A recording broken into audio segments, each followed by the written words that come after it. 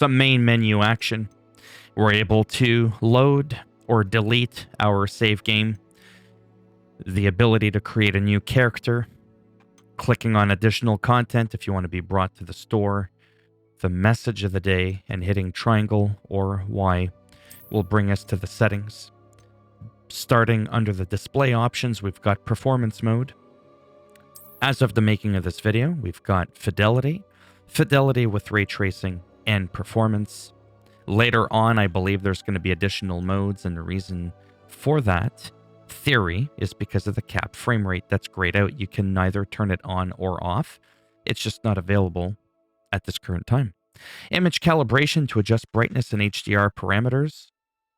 Motion blur and depth of field can be turned on and off, as they do impact the GPU a little bit.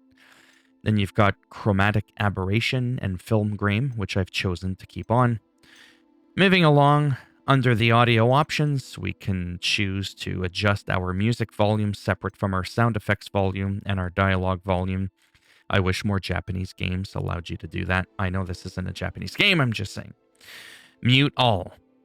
Display subtitles, mono audio. Audio configuration, which adjusts the EQ for your environment. Are you home cinema? Whoa. Headphones, night mode, soundbar, or TV. Okay, whatever that was. That thing just went a little goosey there. Under the gameplay options, we have DualSense wireless controller vibration. Do you want that on or off? It depends if you're feeling frisky. Motion sensor function. On or off. Same thing with the invert of the camera for the X and Y axis. Those can be toggled. You can invert the flight controls if you wish. It helps if I could speak English. Camera relative targeting. If off, which it's on by default, it selects active targets with the movement stick, grants off-screen enemy targeting. We can adjust the sensitivity of the motion sensor function, the camera, and aiming. Default, everything is on 1.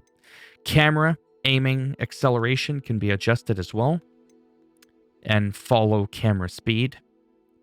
Going down to the control options, which there are some things that you can change, but just not in this here.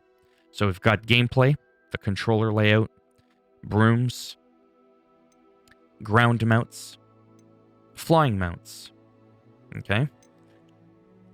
Now, when it comes to this is what I meant by the controls. You can't edit the actual button layout as far as I know. You can do menu reader if you want the narrator. I think we have enough of me narrating, and then obviously the reader voice, the reader volume, camera shake, colorblind mode, toggle aim mode. Do you want to toggle spellcasting mode? Do you want to switch sticks? So swap the functionality of the left and right sticks to swap them. You want to do left-handed mode, the camera dead zone, cursor sensitivity, audio visualizer, which you can turn on so you get audio cues, I'm assuming. Audio visualizer icon key. Audio visualizer icon transparency, its size. Do you want minimap pathing for a guided path on and off? The minimap transparency, text size, high contrast text. You want high contrast gameplay. Now for user interface options, you've got the EULA, that thing that most people don't even know what it means, nor ever read. If you want to tie in your Warner Brothers game account for some goodies. Credits.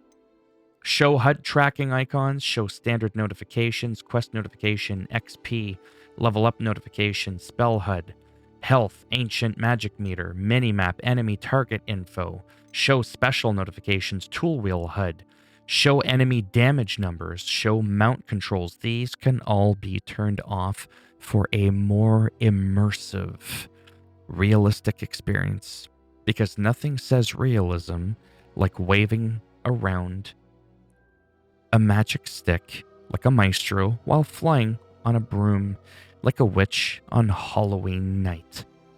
And that was my failed attempt at trying to be funny. So that's pretty much it. Well, it's not pretty much it. That is it. There is nothing else in the menu.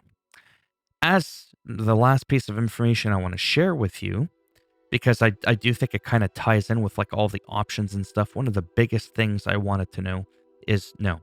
You cannot, as far as I know, can change the camera angle, distance or nothing while you're playing the game. You've just got the one default camera option, and that is it.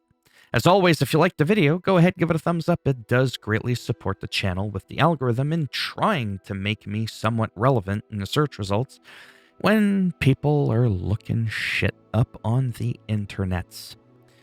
You didn't like the video, that's fine. Go ahead, give it a thumbs down.